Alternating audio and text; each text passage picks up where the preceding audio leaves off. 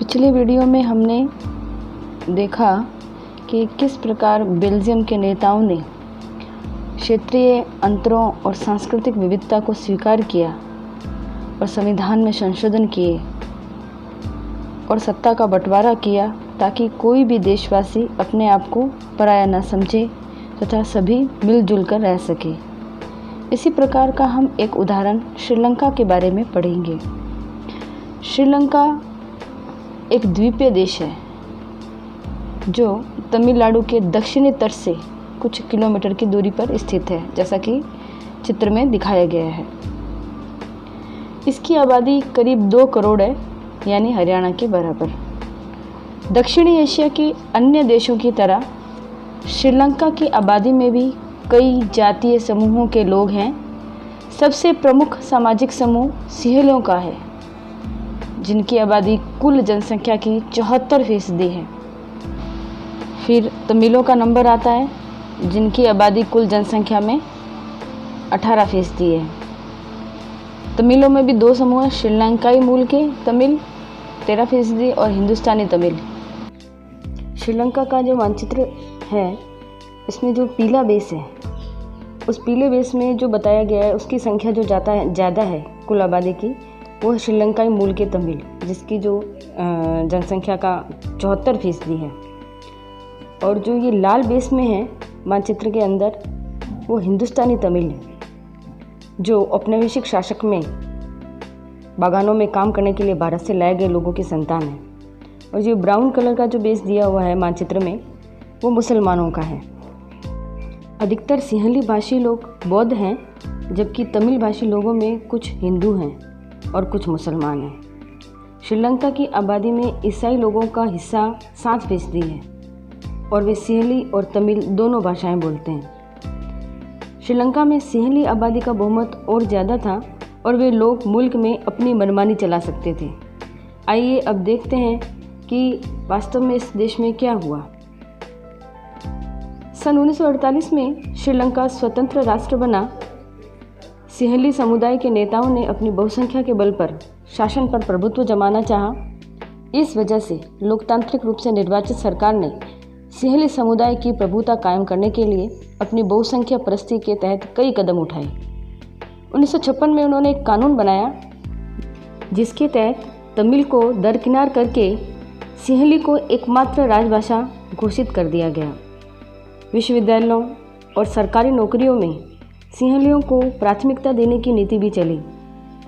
नए संविधान में ये प्रावधान किया गया कि सरकार बौद्ध मत को संरक्षण और बढ़ावा देगी। एक एक करके आए इन सरकारी फैसलों ने श्रीलंकाई तमिलों को नाराज़ कर दिया और शासन को लेकर उनमें बेगानापन बढ़ाया।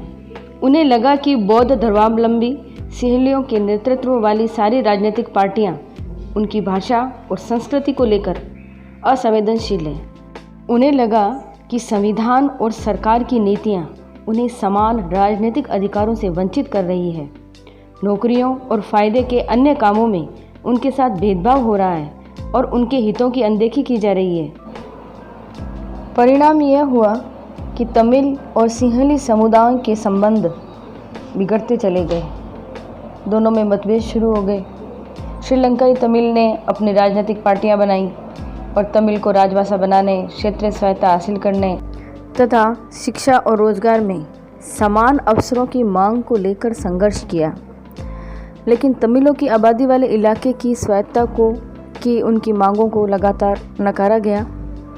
1980 के दशक तक उत्तरी पूर्वी श्रीलंका में स्वतंत्र तमिल राज्य बनाने की मांग को लेकर अनेक राजनीतिक संगठनों का निर्माण हुआ। श्रीलंका सरकार ने तमिलों की मांगों को ठुकरा दिया।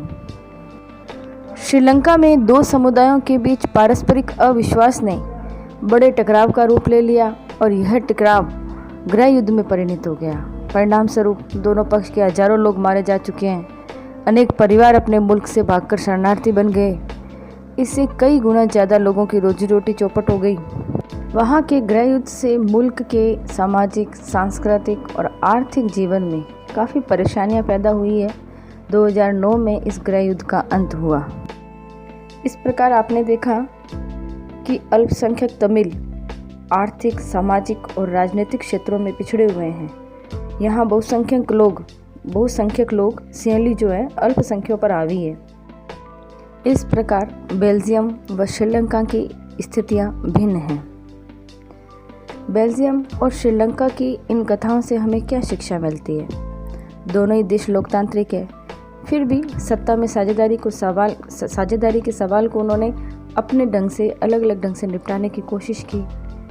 जहां बेल्जियम के नेताओं ने अपने विभिन्न समुदाय और क्षेत्रों की भावनाओं का आदर किया और सत्ता की साझेदारी में वो सहमत हुए, श्रीलंका ने ठीक उल्टा रास्ता अपनाया। इससे यह पता चलता है कि अगर बहुसंख्यक समुदाय दूसरों पर प्रभुत्व कायम करने और सत्ता में उनको हिस्सेदार न बनाने का फैसला करता है तो इससे देश की एकता ही संकट में पड़ सकती है। इसलिए सत्ता की साझेदारी जरूरी है। अगर श्रीलंका में तमिलों को समान महत्व दिया होता, उन्हें भी सत्ता की साझेदारी में हिस्सा दिया होता, तो ये गृह युद्ध की स्थिति नहीं बनती। अब हम जानेंगे कि सत्ता की साझेदारी क्यों जरूरी है। सत्ता की साझेदारी संघर्ष की संभावनाओं को कम करती है। सत्ता की साझेदारी एक नीति है जिसके अंतर्गत देश के शासन में समाज के सभी प्रमुख समूहों को सत्ता का एक स्थायी भाग प्रदान किया जाता है। इस प्रकार सत्ता के बंटवारे के पक्ष में दो तरह के तर्क दिए जा सकते हैं। पहला, सत्ता का बंटवारा ठीक है क्योंकि इससे विभिन्न सामाजिक समूहों के बीच टकराव का अंदेशा कम हो जाता है। चूँकि सामाजिक टकराव आगे बढ़कर अक्सर हिंसा और राजनीतिक अस्थिरता का रूप ले लेता है, इसलिए सत्ता में हिस्सा दे देना राजनीतिक व्यवस्था के स्थायित्व के लिए अच्छा है। बहुसंख्यक समुदाय की इच्छा को बाकी सब पर थोपना तात्कालिक तौर पर लाभकारी हो सकता है, पर आगे चलकर देश की अखंडता के लिए ये घातक हो सकता है। बहुसंख्यकों का आतंक सिर्फ अल्पसंख्यकों के लिए ही परेशानी पैदा नहीं करता, अक्सर ये बहुसंख्यकों के लिए बर्बादी का कारण बन जाता है, जैसा कि हमने श्रीलंका के उदाहरण में देखा। दूसरा, सत्ता का बंटवारा लोकतांत्रिक व्यवस्थाओं के लिए ठीक है। इसके पक्ष में एक बात और कही जा सकती है और वह बात कहीं ज़्यादा गहरी है। सत्ता की साझेदारी लोकतंत्र की आत्मा है। लोकतंत्र का मतलब ही होता है कि जो लोग इस शासन व्यवस्था के अंतर्गत हैं उनके बीच सत्ता को बांटा जाए और ये लोग इसी डर्रे से रहे। इसीलिए वैध सरकार वही है जिसमें अपनी भागीदारी के माध्यम से सभी समूह शासन व्यवस्था के साथ जुड़ते हैं, यानी सभी समूहों की भागीदारी होती है।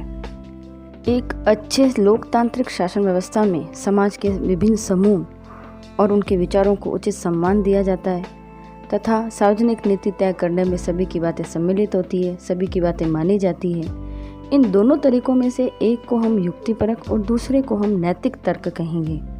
युक्तिपरक या समझदारी का तर्क लाभकर परिणामों पर जोर देता है, जैसा कि हमने बेल्जियम में देखा था, जबकि नैतिक तर्क सत्ता के बंटवारे के अंतर्भूत महत्व को बताता है। नैतिक तर्क में हम भारत का उदाहरण ले सकते हैं। जैसा कि हमें पता है, प्राचीन काल से ही हमारे देश में पिछड़े वर्गों को राजनीतिक अधिकारों से वंचित रखा गया है। जनसंख्या अधिक होने पर भी उनकी राजनीतिक भागीदारी संख्या के आधार पर कम है। अब उन्हें सत्ता में भागीदारी करने का अवसर प्रदान किया जा रहा है। सत्ता की हिस्सेदारी का यह दृष्टिकोण नैतिक दृष्टिकोण कहलाता है। इस प्रकार हमने जाना कि सत्ता की साझेदारी क्यों जरूरी है। अब हम आगे के वीडियो में सत्ता की साझेदारी के रूप के बारे में पढ़ेंगे।